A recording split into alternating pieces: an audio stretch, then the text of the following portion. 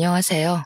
저는 황당한 사건을 겪고 한동안 일에 매진해 살다가 이제서야 주위를 둘러보고 여유를 갖게 된 40대 여자입니다.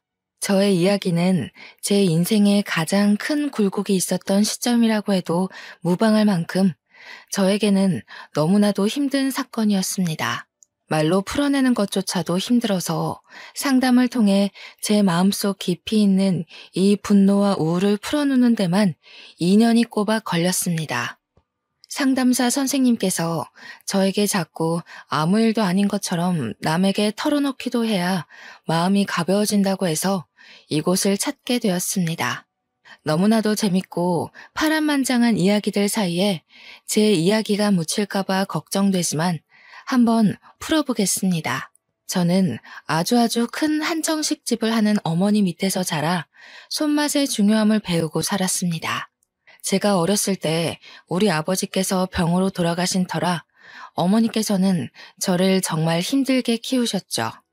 그때만 해도 식당이 지금의 규모로 크지는 않았습니다. 어머니께서 식당을 운영하신 이유는 혹여라도 제가 밥을 굶을까 싶어서 시작하신 거였거든요. 아빠 없는 애.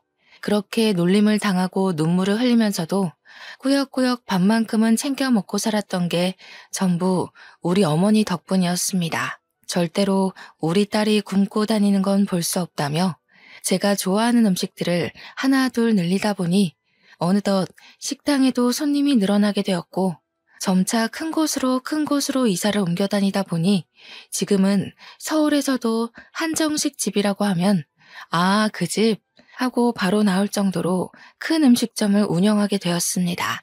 처음부터 장사가 잘 되는 건 아니었습니다만 각고의 노력 끝에 겨우겨우 얻어낸 명성이었습니다. 어릴 때부터 맛있는 음식들을 먹으면서 자랐기 때문에 음식의 중요성은 정말 누구보다 잘 알고 있었습니다. 하지만 사춘기에 접어든 나이에 음식 장사를 하는 어머니가 매번 좋을 순 없었죠. 늘 어머니는 가게를 운영하느라 바빠야만 했고 저는 공부를 하느라 집에만 있어야 했거든요. 집에서 엄마가 차려준 간식을 먹으면서 공부를 했다는 친구들이 그렇게 부러울 수가 없었습니다. 저는 늘 집에서 혼자 엄마가 차려두고 간 저녁밥이나 데워 먹으면서 공부를 해야 했습니다. 그때는 그 저녁밥 차리는 게 그렇게 힘든 일인지도 모르고 매일같이 투정만 부려댔습니다. 엄마는 왜 맨날 바쁘냐고 그렇게 돈을 벌어야 했던 집안의 생계를 책임져야 했던 어머니의 가슴에 비수를 꽂는 날이 늘어났죠. 어머니께서는 저의 그런 투정에도 늘 변함없이 식당을 지키셨습니다. 간단한 찌개 정식을 팔던 집에서 코스 요리만 파는 한정식 집으로 올라오기까지 수없이 많은 세월을 보내야만 했습니다. 마지막으로 건물을 올려 가게를 내었을 때는 정말 어머니의 손맛, 그 노고에 손뼉을 치지 않을 수 없었습니다. 한정식집 치고는 가격이 꽤 나는 곳이라 상견례 자리로도 많이 사용하시고 정치인들도 와서 식사를 하는 곳이었습니다. 드라마 같은 데 보면 룸으로 딱딱 이루어져서 독채 시스템으로 운영되는 그런 한정식집 많이 보셨죠? 그런 장소 협찬도 하고 유명인들이 몰래 데이트를 하는 곳으로도 손색 없는 그런 한정식집을 일궈내셨습니다. 그래서 그런지 한 달에 버는 돈이 어마무시할 정도였어요. 대학생이 되고 나서 첫 아르바이트를 했을 때 그제야 어머니가 얼마나 힘들게 저를 키웠을지 갑자기 와닿았습니다. 고작 한 달에 70만 원 벌기가 이렇게나 힘든데 우리 어머니는 그 돈 벌어서 저를 대학까지 보냈으니까요. 대학을 졸업하는 순간까지 어머니께서 힘들게 번 돈을 허투루 쓰지 않기 위해 저는 정말 많은 노력을 했습니다. 제가 대학 다닐 때 정말 공부만 하고 살았었는데 그래서 그런지 친구들과 어울려 술을 먹거나 클럽을 간 적도 없었습니다. 친구들이 별로 없는 것도 한몫이긴 했죠. 대학에서 제 별명은 책이었습니다. 늘 책이 있는 곳에 제가 있다는 말이 와전되어 별명으로 자리 잡은 거였죠. 그런 저에게도 딱 한 명의 친구가 있었는데 조별 과제를 하다가 알게 된 저와 아주 비슷한 성향의 친구였습니다. 조별 과제를 하면서 다른 팀원들에게 치이고 교수님께 치이고 하며 의리를 다지게 된 케이스인데 그 의리가 정말 돈독했습니다. 대학을 졸업하는 순간까지도 붙어 다니면서 불도저처럼 과제를 해냈거든요. 그런 저의 단짝에게 어렸을 때부터 친하게 지냈다던 동네 친구가 하나 있었는데 다른 과에 진학하여 마주할 일이 별로 없었습니다. 캠퍼스를 누비거나 커피를 마시거나 학식을 먹을 때 정도 붙어 다니면서 이야기를 나누게 되었습니다. 처음에는 어색했지만 자연스럽게 같이 있는 시간이 늘어나면서 셋이 어울려 다니게 되었죠. 그런데 남녀 사이라는 게 원래 갑작스럽게 스파크가 튀어오르고 그런 법이잖아요. 제가 친구의 단짝 친구와 연애를 하게 된 것입니다. 느지막하게 찾아온 첫사랑은 참으로 요란하게 남들에게 보였었나 봅니다.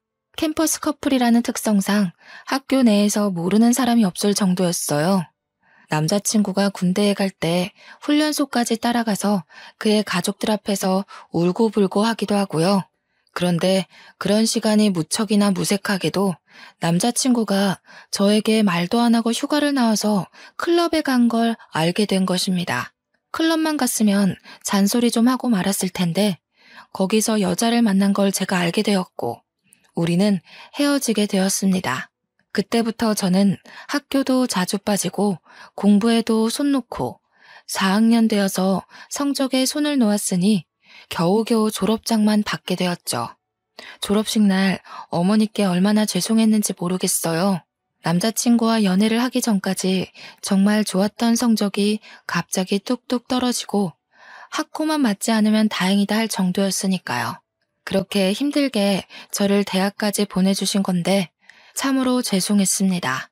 저는 대학을 졸업 후 열심히 취업 준비를 했습니다.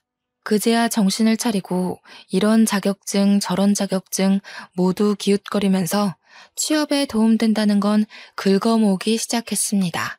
하지만 3년 동안 취업에 실패하고 좌절하고 결국에는 기업의 눈을 낮추고 했는데도 취업이 되지 않았어요. 저에게 선택할 수 있는 별다른 제한이 없었기에 저는 어머니의 식당으로 취업을 하게 되었습니다. 어머니께서도 언젠가 본인이 늙어 힘이 없어지면 저에게 물려주고 싶다고 하셨기에 일찌감치 식당으로 들어갔습니다. 물론 저도 당연히 안주인 수업을 받게 될 줄 알았는데 제 예상과는 다르게 어머니는 혹독하셨습니다. 식당 설거지 일부터 시작하라 해서 만만하게 보고 시작했는데 한정식 집이다 보니 반찬 가짓수가 많잖아요. 그 작은 반찬 그릇들이 수십 개가 쌓여 있는데 닦아도 줄어들 생각을 하지 않더라고요. 그때 태어나서 처음으로 주부 습진이라는 것에 걸렸습니다. 고무장갑을 끼고 설거지를 해도 그 안으로 물이 다 고여들어와 손이 퉁퉁 불기 일쑤였습니다. 그렇게 3년 동안 설거지에 반찬 나르기에 식기 정리만 하다가 겨우겨우 손님도 맞이하게 되고 계산을 하게 되었습니다. 나름 식당 돌아가는 시스템에 대해서 빠삭하게 알게 된 덕이죠. 저는 여전히 졸업 후에도 조별 과제를 함께하며 의리를 다진 대학 동기와는 연락을 하고 지냈습니다. 그런데 대학 동기와 단짝 친구였던 전 남자친구가 저를 한번 보고 싶다고 했다는 게 아니겠어요. 헤어진 지 벌써 7년이나 지난 후였고 저도 뭐 첫사랑이라고는 하지만 지나간 추억이니 한 번쯤 만나서 대학 시절 이야기를 나누는 거 나쁘지 않다고 생각을 했어요. 대학 동기도 오랜만에 셋이 한번 뭉치자고 넌지시 이야기하길래 저도 알겠다고 했습니다. 그래서 하루 시간을 내서 같이 만나게 되었는데 술을 한잔하고 집에 가려는 찰나 저를 붙잡고 할 이야기가 있다고 하더군요. 저한테 그때는 정말 철이 없어서 미안했다고 한순간의 실수였다고 꼭 사과하고 싶었대요. 저야 뭐 지난 일이니까 알겠다고 했어요. 그러면서 저에게 자기는 지금 중소기업 신인으로 일을 하고 있고 다시 한번 만나보고 싶다는 식으로 이야기를 하더군요. 연애할 때 저희가 얼마나 불같은 사랑을 했었는지 같은 취미에 같은 취향을 가지고 있었다는 사실이 문득 떠올랐어요. 저도 만나는 사람이 없었기 때문에 한번 생각해 보겠다고 했더니 그게 긍정의 의미로 들렸는지 그날부터 저에게 지극정성으로 굴더라고요. 퇴근 시간에 맞춰서 저를 집까지 데려다 주는 건 기본이고, 쉬는 날이면 피곤하지 않게 데이트 코스를 짜오기도 했어요. 엄청 비싼 리클라이너 영화관 같은 데 데려가 쉬면서 영화를 볼 수 있게도 해주고, 마사지도 받게 해주고요. 어딜 가더라도 본인 차로 저를 데려다 주는데, 저 약간 감동받을 만하지 않나요? 제가 면허는 있었지만 차는 식당과 집만 오갔기 때문에 필요치 않아서 사지 않았거든요. 아무튼 그렇게 6개월 정도 지켜보다가 예전과 꽤 변한 모습에 새로움을 느껴 다시 만나보기로 결정을 했습니다. 그런데 그때는 저희가 이미 30의 나이를 하고 있었으니 연애만 하기에는 살짝 애매한 시기이기도 했어요. 그래서 진지한 만남을 생각하고 서로의 저축이 얼마가 있는지, 월급이 어떻게 되는지 경제 능력을 다 오픈했어요. 물론 제가 훨씬 더 많이 벌고 모아둔 돈도 많았지만 남자친구랑 같이 있으니 행복하고 즐거워서 상관없겠다 싶었습니다. 대학 동기도 저희가 다시 만난다는 소식에 두 팔 벌려 축하를 해주었어요. 그렇게 헤어지고 나서 괜히 자기가 더 불편했다면서 앞으로는 서로에게 죄짓지 말고 살자고 했습니다.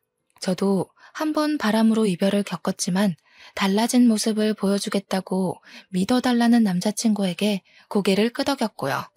그렇게 신나는 연애를 했습니다. 대학생 시절에 했던 연애와는 비교가 안 될 정도로 각자 월급을 벌어 돈을 물쓰듯 쓰는 연애는 재미있었어요.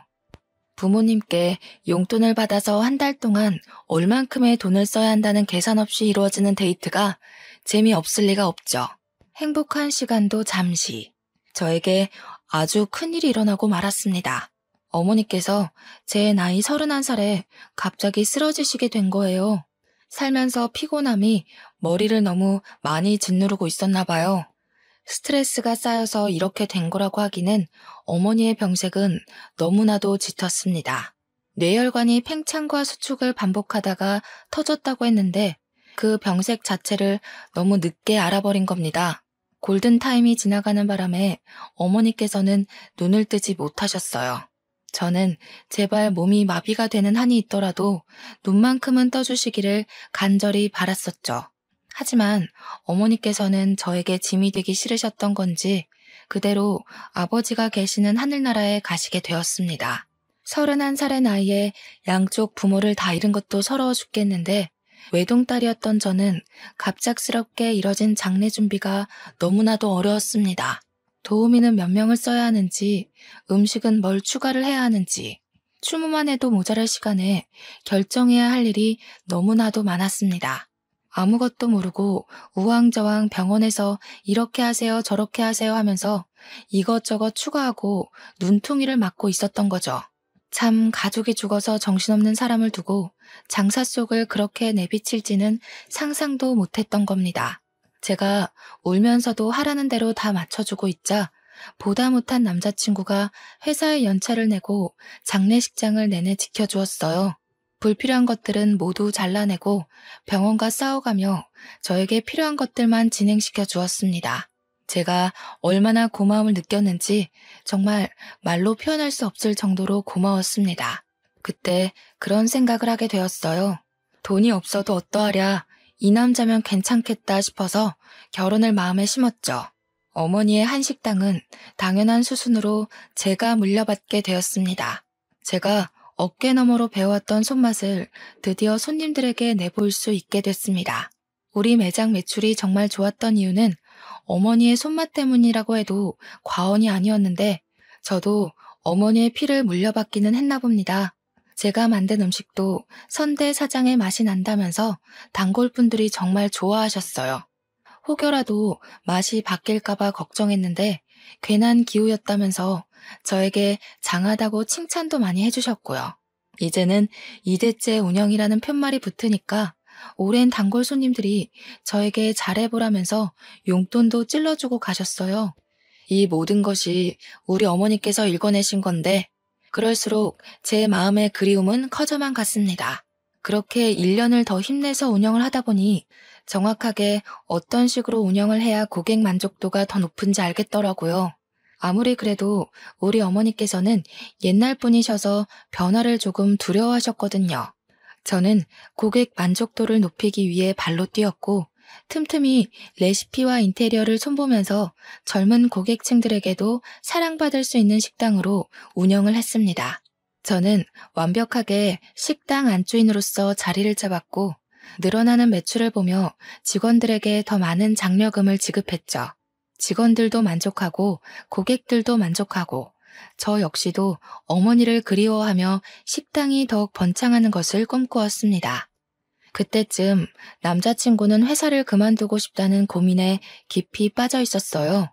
알고 보니 남자친구네 회사가 급 성장을 하면서 인력 보충이 필요한 시기였는데 월급이 더 많은 직원에게 나가는 것이 싫었던 사장이 직원들을 갈아내고 있었더라고요. 더 많은 실적을 요구하면서 월급 인상은 없으니 당연히 직원들의 사기가 떨어지고 있는 시점이었던 거죠. 남자친구 역시 매일같이 상사에게 시달리면서 정작 월급은 이전과 다를 바가 없으니 다른 회사로 이직하고 싶다고 생각했던 겁니다. 그래서 저는 솔직하게 남자친구에게 이야기를 했어요. 회사에서 스트레스 받으면서 고생하지 말고 저와 결혼해서 같이 식당 일을 하는 게 어떻겠냐고요. 저에게는 나름 용기 있는 고백이기도 했고 사실 저희 가게 매출만 생각하면 남자친구가 절대 거절할 처지가 아니긴 했거든요. 남자친구는 당연히 제 프로포즈에 긍정적인 응답을 했습니다. 하지만 몇 년을 양복을 입고 회사원이라는 타이틀을 달고 있다가 식당에서 일한다는 게 좀 뭐랄까 마음에 차지 않는다고 했어요. 양복을 입는 게 뭐가 중요한가 싶었죠, 저는. 그래서 남자친구에게 옷차림새가 중요한 게 아니다. 월급을 생각해 보자고 했어요. 하지만 남자친구는 계속해서 회사에 다니고 싶다. 명함에 기업 이름이 찍혀 있었으면 좋겠다고 의견을 굽히지 않았습니다. 그렇게 의견이 미묘하게 충돌하는 와중에 결혼 준비가 시작이 되었고 예비 시부모에게 인사를 하러 가게 되었습니다. 저는 이미 부모님이 모두 돌아가셨기 때문에 남자친구는 저희 집에 인사를 드리러 오지 않았어요. 납골당에 가서 같이 부모님의 영정사진을 보면서 인사를 드렸죠. 아무튼 제가 시댁에 처음 인사를 드리러 간 날 예비 시부모님께서는 저를 아래 위로 쭉 훑어보셨습니다. 그 시선이 곱게만은 느껴지지 않아서 가슴 한구석이 철렁하기도 했습니다. 그런데 시부가 저한테 쓱 식당 이야기를 꺼내더군요. 네가 CC 식당을 운영한다고? 하시면서 거기 엄청 유명한 곳 아니냐고. 자기도 가본 적은 없는데 시부네 회사 높으신 분들도 거기 가서 식사한다고 하더라 하셨어요. 저희 한정식집이 워낙 기업 대표님들도 많이 오시고 정계 쪽에서 유명하신 분들도 자주 들리시는 곳이라 저는 아무 생각 없이 끄덕끄덕했습니다. 그랬더니 시모가 갑자기 활짝 웃으면서 대기업 대표들도 온다고?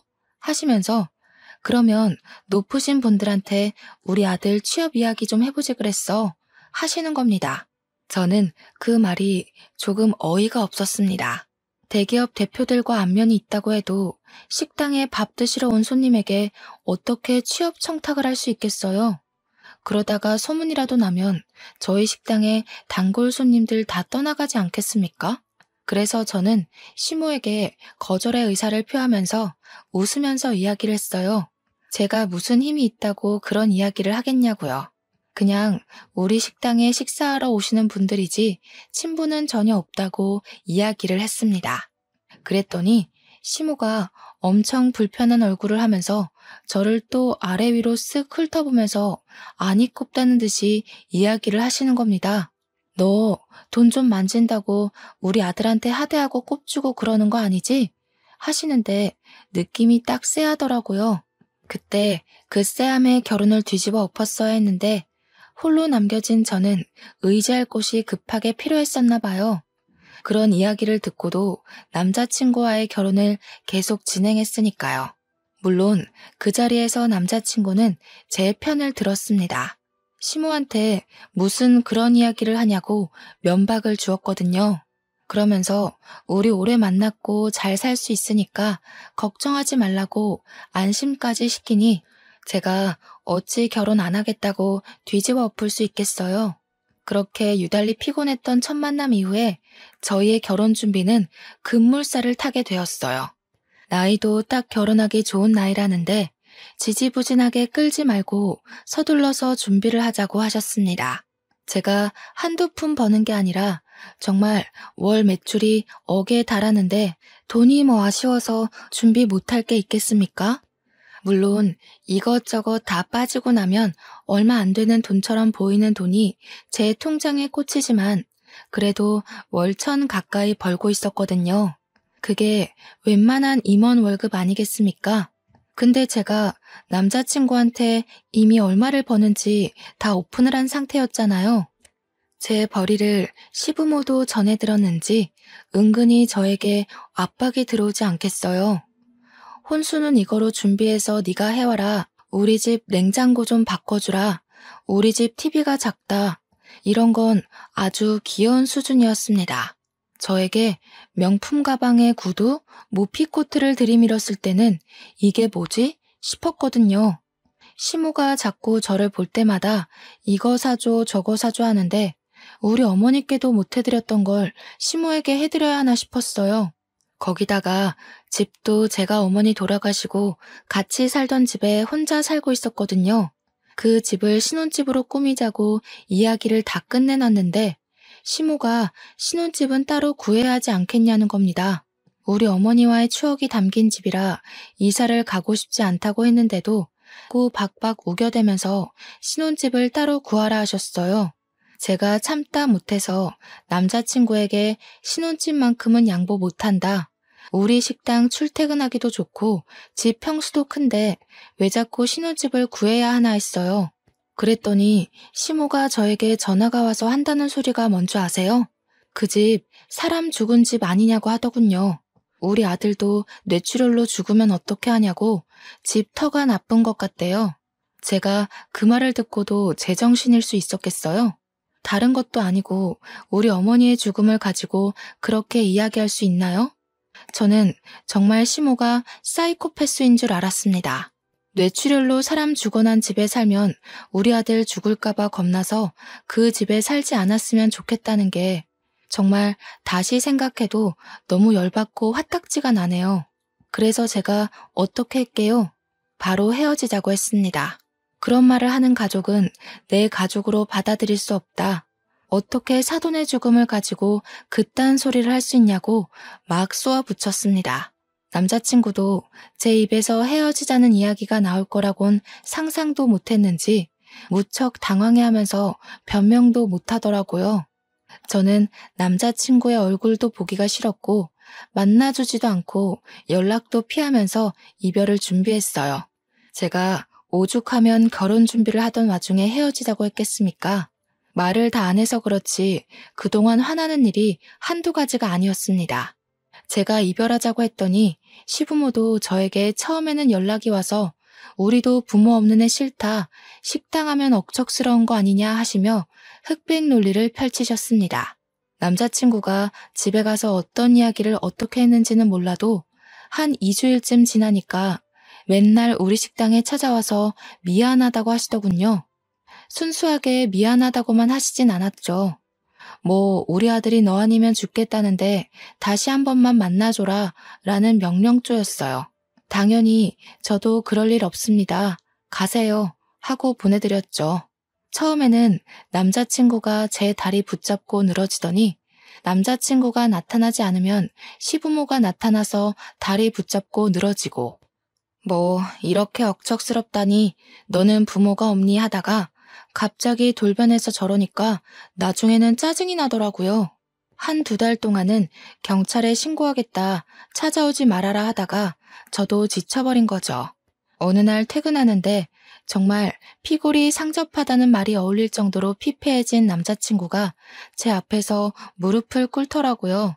가족들이랑 인연을 끊고 살겠다면서 저 없으면 안 된다고 울고불고 하는데 마음이 좀 동하더라고요.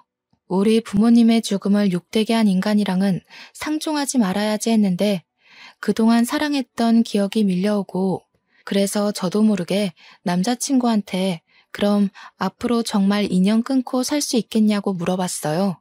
그러니까 저에게 끄덕이면서 절대로 연락도 안 오게 해주겠다고 걱정 말고 자기 한 번만 믿어봐달라고 하더라고요. 이미 반 이상 결혼 준비가 진행되었던 터라 마지막으로 한 번만 믿어보겠다고 하고 결혼을 진행했습니다. 그렇게 식당 일 하면서 틈틈이 식장을 알아보고 웨딩드레스도 고르고 웨딩 사진까지 촬영 다 하고 나니까 시기 코앞이었습니다. 싱숭생숭한 마음을 뒤로한 채 저는 남편의 손을 잡고 버진로드를 걸었고 결혼식을 무사히 마치게 되었어요. 식장에서 시부모들은 제 눈도 제대로 못 보시더라고요. 평생 그렇게 저를 불편해 해주십사 요청을 드리고 신혼여행도 잘 다녀왔습니다. 제 식당 명성에 맞게 번쩍번쩍하게 돈을 처발라가면서 온갖 손님들을 다 초대해서 결혼식을 올렸거든요. 심지어 저희 단골 손님들 중에 유명하신 기업인들께서 혼주석에 앉아주시겠다고 할 정도로 제 기가 눌리면 안 된다고요. 주변에서 저를 엄청 신경 써주신 따뜻한 결혼식이었어요. 시부모도 저희 측 손님들을 보시고는 조금 놀란 눈치였습니다. 혹여라도 남편의 취업 청탁이라도 할까봐 조금 긴장되기도 했지만요. 아무튼 신혼여행 다녀와서도 시댁에서는 저에게 일절 연락이 없었고 저는 편하게 식당 일을 했어요. 명절이 다가와서 어떻게 해야 하나 하고 있는데 남편이 저에게 갈 필요 없다고 하더라고요. 명절 당일에서야 자기 혼자 시댁에 쓱 갔다 오는 걸로 명절은 마무리가 되었어요. 저도 어차피 우리 부모님에 대해 그렇게 말했던 사람들의 얼굴을 보면서 하하호호 웃으며 식사하기가 좀 싫었거든요. 거기다가 명절이 되면 저희 식당이 쉴 틈 없이 엄청나게 바쁘기도 하고요.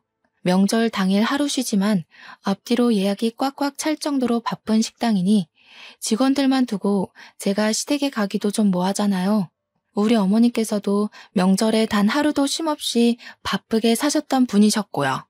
그래도 동방예의지국에서 며느리로 맞이하는 첫 명절인데 그냥 넘어가긴 또 마음이 그래서 전화는 드렸어요. 명절에도 식당 일이 바빠서 방문은 못할 것 같으니 생신 때 제대로 챙겨드리겠다고 했습니다. 그때까지도 결혼한 지 얼마 안 된 시점이기에 저에게 지은 죄가 있으셔서 그런지 알겠다고만 하셨습니다. 물론 남편도 시부모한테 잔소리를 엄청 퍼부었던 것 같긴 했어요. 한 2년 동안은 아무 탈 없이 행복한 신혼을 보내면서 잘 살고 있었습니다. 남편은 결혼하고 1년 동안 재취업 준비를 해보겠다고 하더니 여전히 볼품은 없지만 중소기업에 취업해서 월급도 꼬박꼬박 가져오고 있었고요.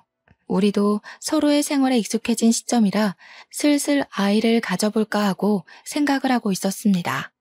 그전까지는 저도 상황이 어떻게 될지 모르고 또 시부모님이 언제 돌변하실지 몰라서 피임을 하고 있었거든요. 사실 부부라는 게 그렇잖아요. 아이가 들어서야 진정한 가족을 이루는 그런 느낌. 요즘 젊은 사람들은 딩크족이다 뭐다 해서 아이를 갖지 않기도 하지만요. 저는 뭔가 내 가족을 이루려면 아이가 있어야 한다는 생각이 뼛속 깊이 자리 잡고 있었어요.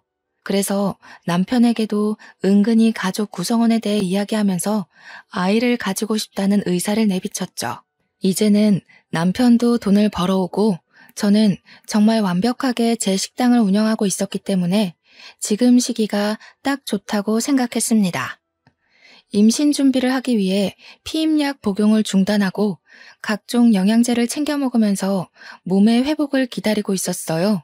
그런데 말이죠. 저는 나름 남편에 대해 모르는 게 없다고 생각했는데 집중하고 있던 식당 일에서 눈을 돌려 남편만 바라보고 있으니 뭔가 이상하더라고요.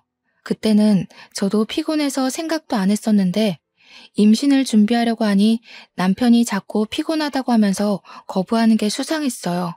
물론 남편이 아직은 회사에서 제대로 된 프로젝트도 못하고 이리저리 쫓겨만 다니는 처지인 걸 알아서 이해하려고 했는데 아무리 회사 일이 힘들고 지친다고 해도 그렇게 힘든 일인가 싶은 거죠. 은근히 저를 피한다는 느낌도 들고 그래서 이 사람이 바람을 피운 전적이 있었으니까 저도 의심이 가는 겁니다. 그래서 집중적으로 남편을 주시하기 시작했어요. 근데 딱히 별거 없긴 하더라고요.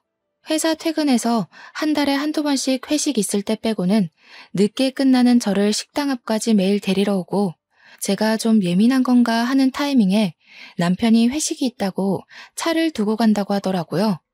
그래서 제가 남편 차를 끌고 식당에 오면서 블랙박스를 뒤져보았습니다. 근데 거기서도 별거가 없는 거예요. 그냥 날짜별로 시간대별로 정리가 된 블랙박스들만 있었어요. 기록을 뒤져봐도 여자 같은 건 보이지 않았고요.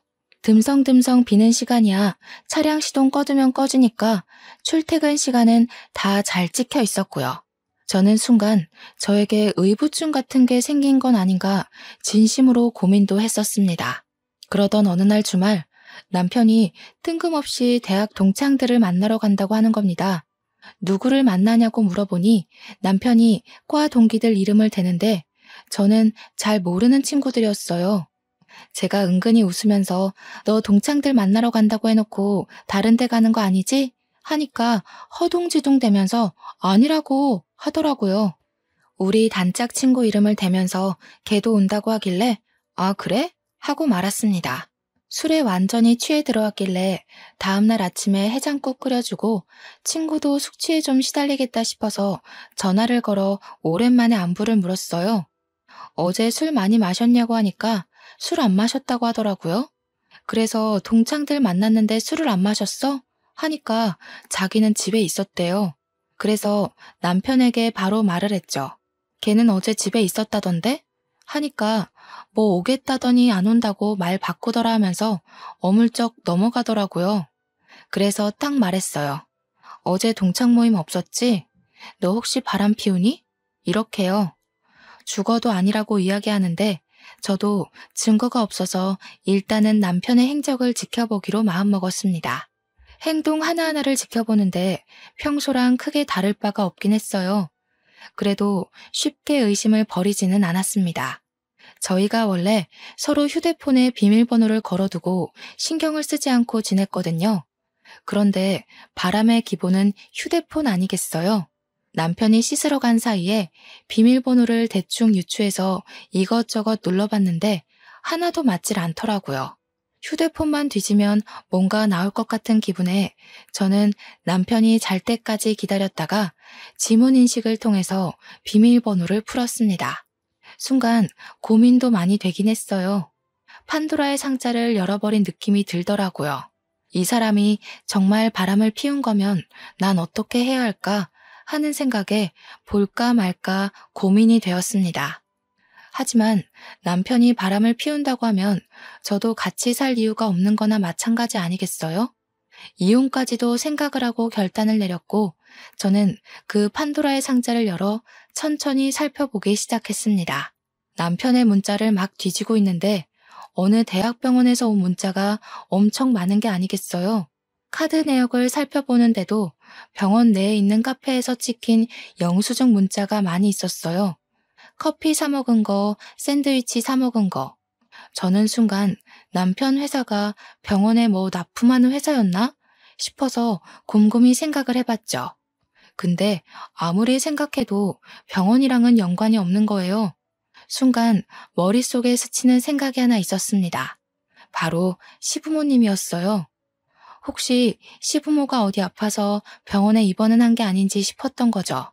저와 정말 연락을 하나도 하지 않고 살고 있었기 때문에 저에게 입원한 걸 비밀로 하신 건가 싶었습니다. 달력을 확인해보니 곧 시모의 생일이 다가오고 있기도 해서 저는 다음날 눈을 뜨자마자 시모에게 전화를 걸었어요. 다음 주에 생일이신데 어떻게 하실 거냐고, 뭐 드시고 싶은 거 있냐고 살갑게 물어보니 뭐 할 거 없다고 하시더군요. 왜요? 하니까 자기 좀 쉬고 싶다고 이번에는 그냥 넘어가자 하시고는 전화를 황급히 끊으셨습니다. 결혼 3년 만에 처음으로 있는 일이었어요. 매번 생일 때마다 저에게서 뭐 하나 더 뜯어먹으려고 준비하시던 분들이셨거든요. 그래서 혹시 어디 아프시냐고 물어보니까 나이 들면 다 그런 거지 하면서 그냥 이렇게 넘어가시더라고요. 어디가 아프면 저한테 솔직하게 이야기해주면 좋으련만. 그래서 남편이 병원 갔다 온 흔적을 봤다고 했어요. 솔직하게 말해달라고 하니까 갑자기 정색을 하시면서 넌 알 거 없다 하고 끊으시는 거예요. 너무 당황스럽잖아요. 수상하기도 하고요. 그래서 남편에게 이야기를 했습니다. 내가 모르고 있는 게 뭐냐고. 도대체 병원은 왜 간 거냐고 물어봤어요. 시모가 어디 아픈 건 아니냐. 생일 때는 왜 만나지 말자고 하냐. 이렇게 막 따져 물으니까 저한테 병원 간 건 어찌 알았냐고 화를 내는 겁니다. 얼굴이 정말 썩은 채로 어떻게 알았어? 하길래 문자 좀 훔쳐봤다 하니 그걸 왜 보냐고 성질을. 아니 병원에 누가 있는데 숨기냐고 캐물으니까 말은 안 해주고 방으로 들어가서 문 닫고 자버리더라고요. 너무너무 수상해서 다음날부터 제가 매니저에게 가게를 잠시 맡기고 남편 회사 앞에서 몰래 잠복을 했어요.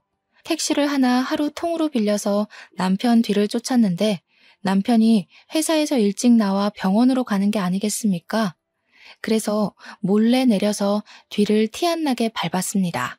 어느 병실 앞에서 남편이 피곤한 듯한 표정을 짓고 들어가려고 하는데 시모가 딱 병실 앞에 나와서 남편을 맞이하더라고요. 근데 시모가 병원복을 입고 있지 않았어요. 시부가 아픈 건가? 그럼 나를 왜 속인 거지?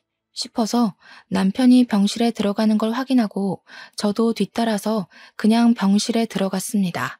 문을 딱 열고 들어가니까 남편이 웬 4~5살 되어 보이는 꼬마애를 무릎에 앉혀놓고 있고 시모는 웬 여자한테 물을 먹이고 있었어요. 피부도 거무죽죽하고 머리도 다 빠져있는 여자를 보고 처음 보는 얼굴이라 이게 누구야? 하는 표정으로 남편을 바라봤죠. 제가 병실에 들어가는 순간부터 얼음이 되어버린 남편과 시모를 보고 저는 어리둥절했습니다. 근데 그 아파서 다 죽어가는 여자도 저를 보고 완전 동공지진이 나더라고요. 이게 무슨 상황이지 하고 있는데 남편 무릎에 앉아있던 남자애가 남편에게 폭 안기더니 이런 말을 하더라고요. 아빠, 저 사람은 누구야? 아빠? 아빠? 저는 진짜 그대로 뒤로 넘어가는 줄 알았습니다. 내 남편에게 아빠라고 부르는 저 아이는 뭐고, 그럼 누워있는 저 여자는 뭐지? 하는 생각 때문에요. 시모가 저한테 정말 놀래서 여긴 어떻게 나타났냐고 벌벌 떨면서 물어보더라고요. 마치 귀신 보듯이 저를 바라보는데 남편도 똑같은 얼굴로 저를 보고 있었고요. 이게 다 무슨 일이야? 아빠라니? 저 여잔 누구고 당장 말 못해? 제가 소리를 꽥 지르니까 남편이 저를 끌고 나와서 이야기를 하자고 했어요. 그러는 순간 누워있던 여자는 기절하고 시모는 의사 부르라고 난리를 치고 남편은 저에게 그제야 이실직고를 하더라고요. 알고 보니 저랑 헤어져 있던 그 잠깐 사이에, 그러니까 결혼 준비하다가 엎어진 그 잠깐 사이요. 그때 술을 먹고 술김에 하룻밤을 같이 보낸 여자인데 그 여자가 단 하룻밤에 임신을 했다고 나타났다는 거였어요. 우리가 결혼 날짜를 다 잡아둔 상태에서 나타나 애를 지우라고 병원에 같이 가게 되었는데 그때 암을 발견했대요. 애를 낳고 항암 치료를 시작해서 괜찮아진 줄 알았는데 바로 재발하는 바람에 오늘 내일 한다면서 저는 이 이야기를 듣고도 꿈인가 생시인가 구별이 가지 않았습니다. 그런데 남편이 하는 말이 가관이더군요. 저 여자가 오늘 내일 하는데 보험금은 타야 하지 않겠어? 보험금 수익자를 내 이름으로 해두었거든. 아무래도 애가 있으니까. 그것만 해도 수억이야, 수억. 보험금 타면 사업할 계획도 다 짜놨단 말이야. 저는 남편이 사람 새끼로 보이지 않았습니다. 이거 미친 새끼 아니야? 당장 이혼해. 보험금 타면 좋은 거지 무슨 이혼이야. 야, 그러면 애는 어쩔 건데. 나보고 지금 남의 새끼 데려다 키우라는 거야, 뭐야? 애는 고아원으로 보내면 돼. 저는 진짜 사이코패스 검사라도 받게 하고 싶었습니다. 한창 실랑이를 벌이고 있는데 시모가 나와서는 남편 말에 힘을 실어주는 게 아니겠어요. 바깥일 하다 보면 남자가 한 번쯤은 한눈도 팔고 그럴 수 있는 게다. 그런 걸로 일일이 따지고 들면 피곤해서 어찌 살겠니? 손주는 내가 키우든지 할 테니까 걱정 말고 애 키울 비용만 좀 도와다오. 저는 이 집안 인간들이 아주 다채롭게 미쳤구나 싶었습니다. 제가 대놓고 이혼할 거라고 합의 이혼 서류 보낼 테니 도장 찍어라. 도장 안 찍으면 소송하겠다고 했어요.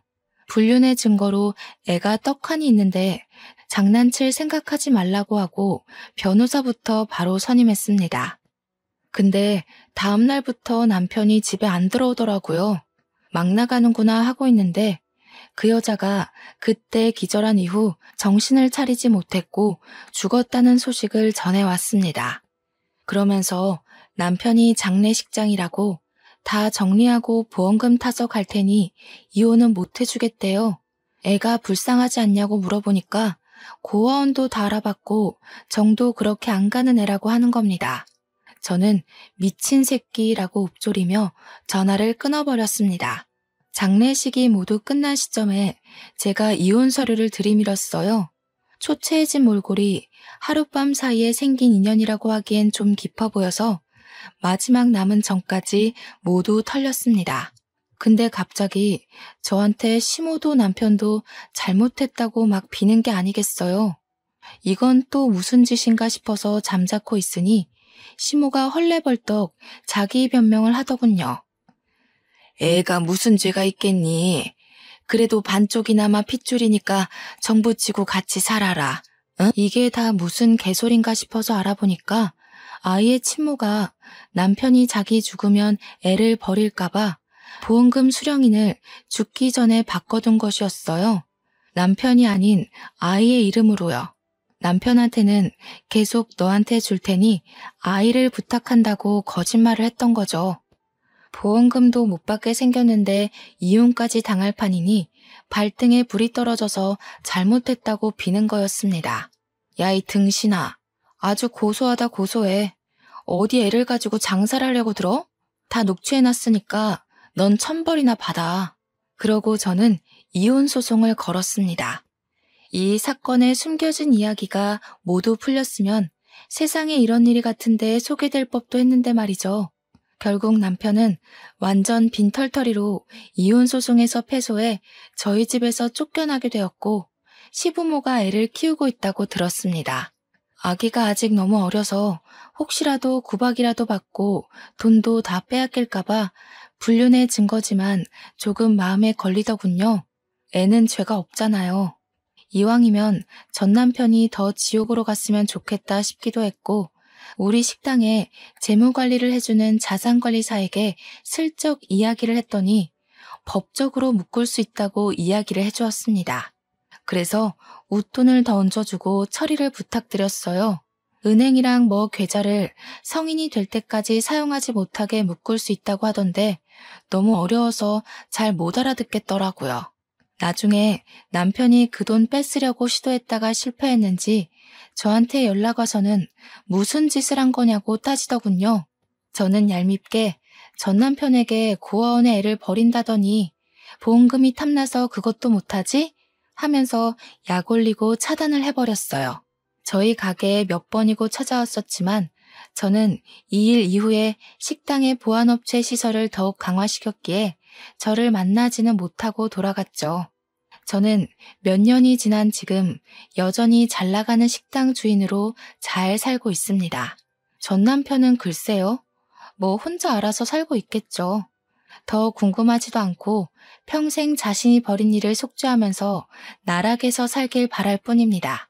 제 이야기를 들어주셔서 고맙습니다.